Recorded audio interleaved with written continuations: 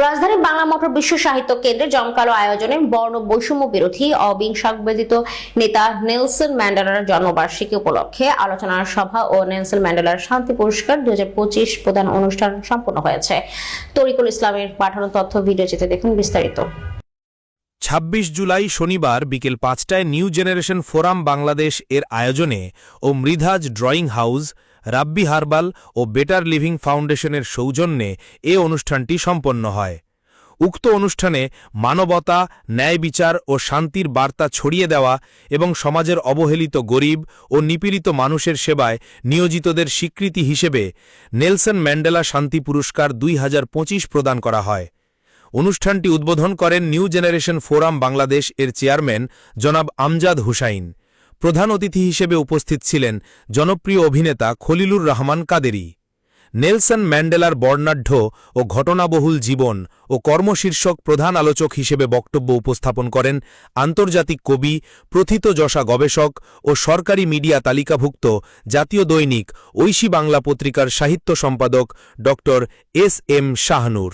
বিশেষ অতিথি হিসেবে উপস্থিত ছিলেন নিউ জেনারেশন ফোরাম বাংলাদেশ এর মহাপরিচালক জনাব রাকিব আলী।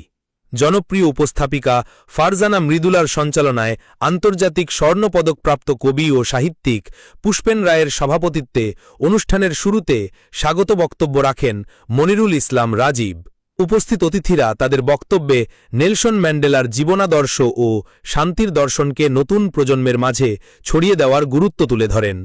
প্রধান আলোচকের বক্তৃতায় ড এস.এম. শাহনূর বলেন, নেলসন ম্যান্ডেলা শান্তি পুরস্কার সমাজসেবায় নিয়োজিতদের অনুপ্রাণিত করবে এবং শান্তির বার্তা ছড়িয়ে দেবে।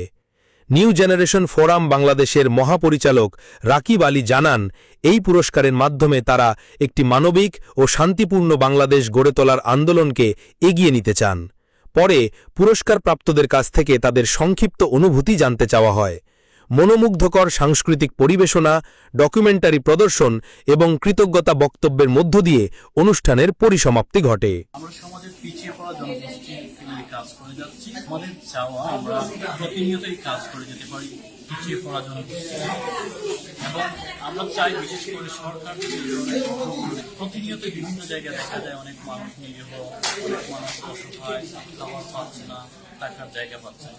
এই মানুষগুলোকে নিয়ে আমরা কাজ করার চেষ্টা করি এবং বেকার, বিশেষ করে বেকারদের আমরা বেকারত্ব দূর করার জন্য কর্মসংস্থান করার চেষ্টা করে যাচ্ছি এবং আমরা ইনশাআল্লাহ আজীবন আমাদের কাজ পরিচালনা করে যাব। আপনারা এই যে অর্থের যে সহযোগিতা, অর্থ আমরা উদ্যোগে করে যাচ্ছি। রিসেন্ট কিছু সংগঠন, কিছু প্রতিষ্ঠান আমাদেরকে সহযোগিতার আশ্বাস দিয়েছেন, ছোট ছোট করে কেউ কেউ মানে পিছন থেকে একটু সাপোর্ট করছেন, এবং আমরা চাই বিশাল বড় বড় কোম্পানিগুলো রয়েছে দেশের জনগোষ্ঠীকে নিয়ে কাজ করতে, হয়তো ওনারা সুযোগ পাচ্ছেন না। আমরা আমাদের জায়গা থেকে যেহেতু স্বেচ্ছাসেবক হয়ে কাজ করে যাচ্ছি, আমাদের পাশে যদি ওনারা দাঁড়ান, ইনশাআল্লাহ আমরা সবাই মিলে অনেক বেশি মানুষকে সুযোগ দিতে পারবো, অনেক বেশি কাজ করে যেতে পারবো।